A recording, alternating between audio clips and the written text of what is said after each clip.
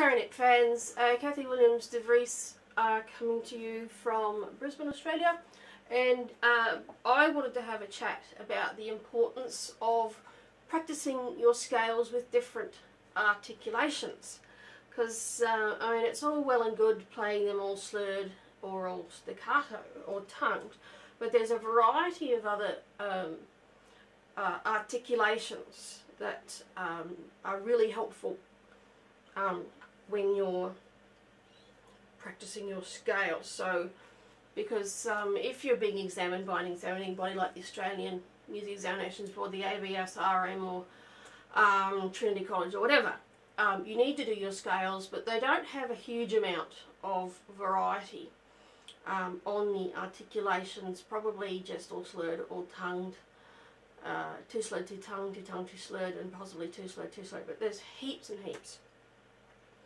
of other articulations out there. So if we take the C major scale, actually I'll take F major. So you've got all tongued.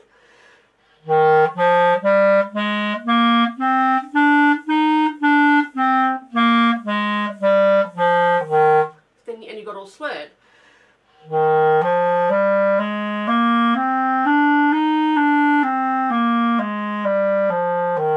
Now the next two most obvious are two slurred, two tongued, and two tongued, two slurred.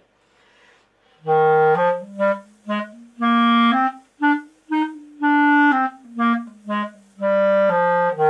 the other way around.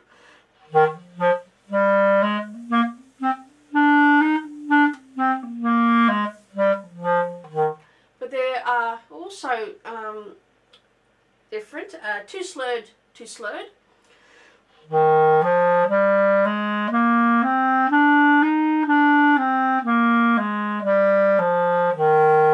And the reason I'm mentioning that is because at the moment I'm working on a Cavallini Caprice, and a couple of times on the last page you're required to do a C chromatic scale 2 octaves, two slurred, two slurred.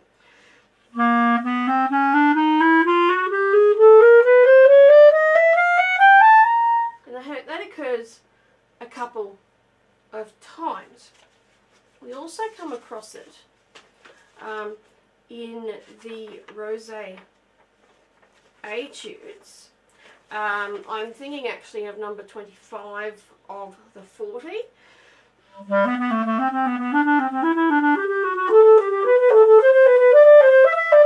Which becomes quite a deal easier.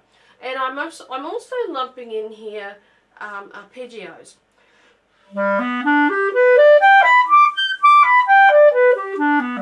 Because in number 25,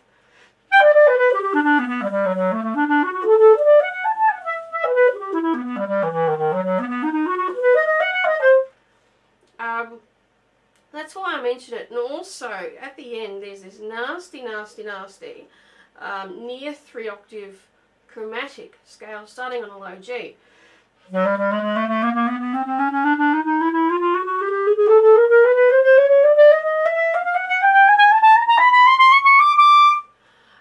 Which is particularly nasty. I mean, the Rosé studies are absolutely fantastic. And I suppose if I was to give another example, it would be number 12 of the 32.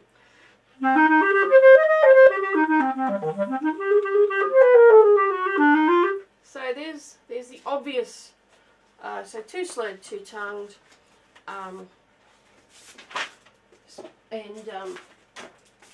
but there's also different ones. There's actually also the articulation where you tongue the first two notes and then it's two slurred after it. So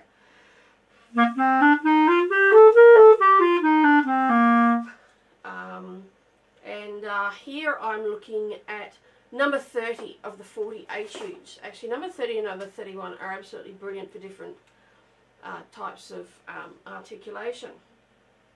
So we start to come with the two tongued and then two slurred in the fourth line of number 30.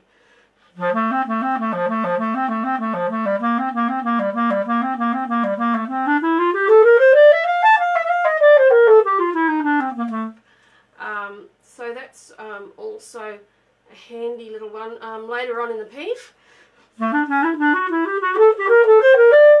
Again, you've got the got a semi-quaver rest, and then two slurred, two slurred, two slurred. Also, we've got one tongued, two slurred, one tongued.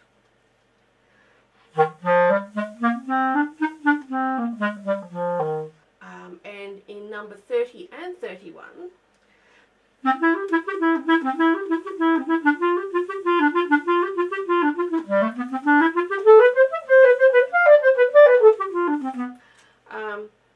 which is quite handy.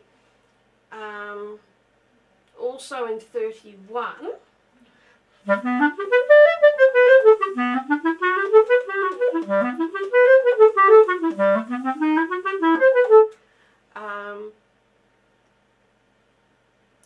and we've also, I mean, we've explored two slurred, two tongued, two slurred, two slurred, two tongued, two slurred, two slurred, two tongued. I'm trying to think what else. Of course, three slurred, one tongued.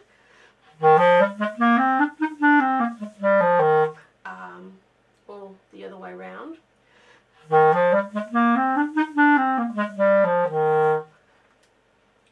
So yeah, and it also helps to do. I'm just trying to think, because I can show you the exercises that are really brilliant for different kinds of articulations. So number 22 of the Rosé 40, you've got four slurred, two tongued.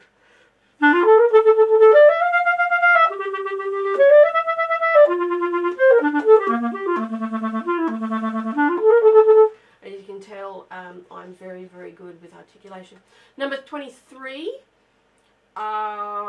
you're in 6/8, so you've got a few different ones here. You've got the two slurred rest staccato,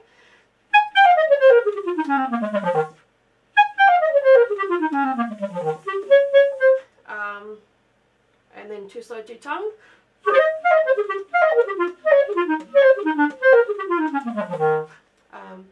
and then you got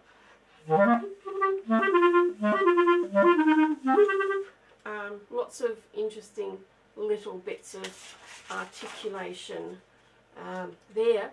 I really like number 25 of the 40 because you get a variety of different articulations. The first half of the piece is two slurred, two slurred.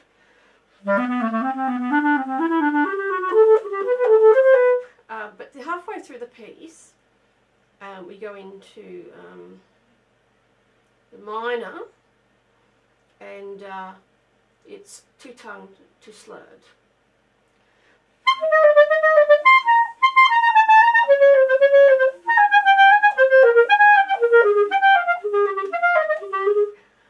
Before getting into that nasty little two slurred happening. Yeah, so and it also helps to practice your arpeggios as well, because you've got in 31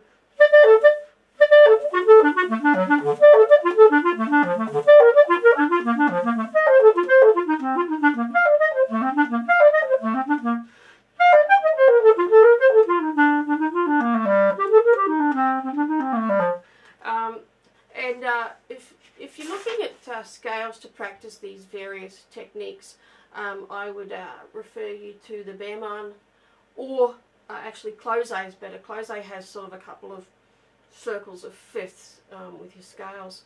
Number 33.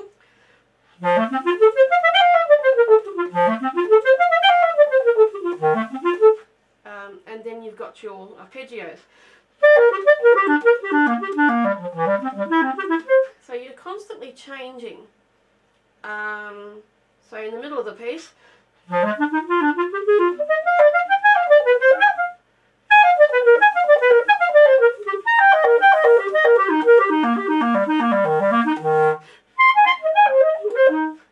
etc. The ending's fun actually.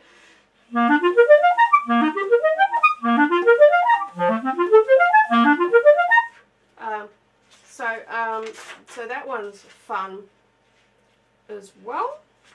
You get sort of same stuff around sort of 35.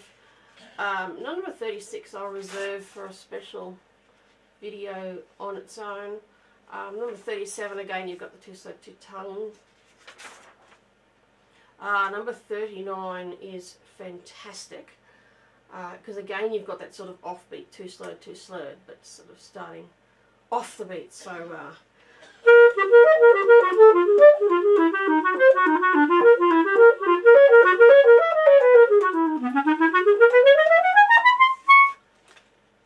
so that's fun, because you're going to come across various different articulations. Definitely get stuck into rosé, with both the 40 and the 32. I've just sort of shown you a little bits of the 40. I will be making a video on the 24th Cavalier Caprice, but it's really hard, so it might take me a few weeks to get it up to the standard where I could actually teach you guys how to play, because I have to learn stuff just as much as you guys do. I'm still learning. So yeah, practice your different articulations on your scales, and you'll find that your life is much easier when you're playing the pieces. So thanks for listening, and bye for now.